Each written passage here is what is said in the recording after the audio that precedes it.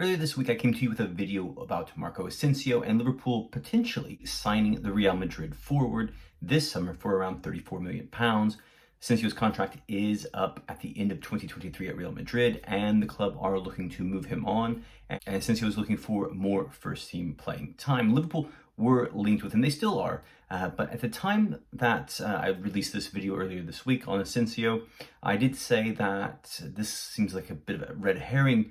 Asensio isn't necessarily a player Liverpool would be going for. He's a super sub at Real Madrid. He costs £34 million, and the Reds are mostly looking at players in Portugal right now due to Julian Ward's fantastic transfer links to the country. With this said, it has now emerged that Liverpool are looking at Porto's winger/midfielder Otavio this summer for another deal that could be around £34 million, although there are some reports stating that it could cost Liverpool up to £50 million.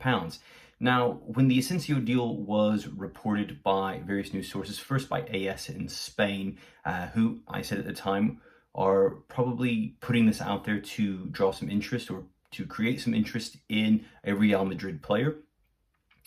These reports have come out on Otavio pretty much just over the weekend, and it is fueling a lot of interest from other teams. Leeds United have already had a £26 million transfer bid rejected by FC Porto, and it is now believed and reported that Arsenal are potentially going to attempt a transfer bid for Otavio as well after they get the Gabriel Jesus deal over the line.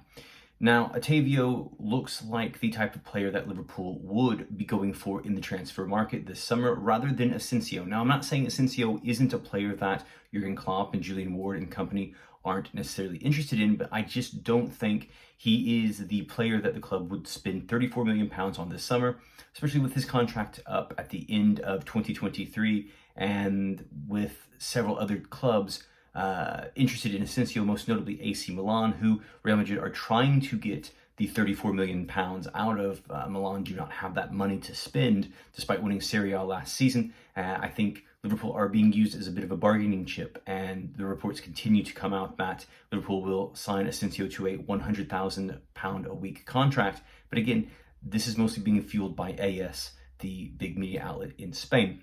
But again, like I said, Otavio makes a lot more sense, in my opinion, to come to Liverpool. He is a player that can play multiple positions, and that is something that Jurgen Klopp and the club want and need. Otavio can play as a central midfielder, an attacking midfielder, a right-sided midfielder, or across the front three forward positions. Last season at Porto, he played 38 times as a right-sided midfielder, scoring 3 goals for Porto and picking up 2 goals as a left winger. So he scored 3 goals only in the Liga Portugal, but Otavio's true strength was his goal creation. He created 13 goals in 2,679 minutes of Liga Portugal play, and all 13 of those assists came from the right-sided midfielder position.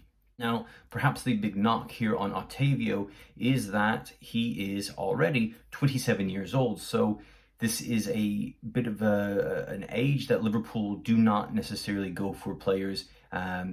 It makes Asensio maybe a little bit more possible because he's only 26 years old, while Otavio is 27 and he will turn 28 in February of 2023. So he will be 28 halfway through the season. But again, his stats from last season were excellent when it comes to goal creation, with 13 assists in 32 games in the Liga Portugal. And if we look at his stats following Luis Diaz's exit from Porto to Liverpool in January, his stats stayed decent, but they weren't necessarily as strong as they were in the first half of the season. And we all know that Diaz excelled last season at Porto in the first half of the campaign, which led Liverpool to sign him.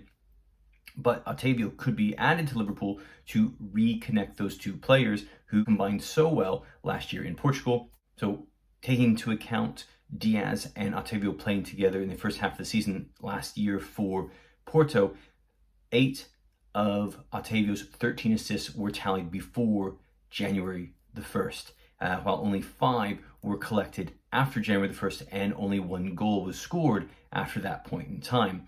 He does have a contract till 2025, so Liverpool would have to pay a large fee for him. And again, some reports say that Liverpool could pay £34 million for him, but I did see one today reporting that with Arsenal potentially getting in on the mix here, it could rise to around £50 million if these two teams have a bidding war.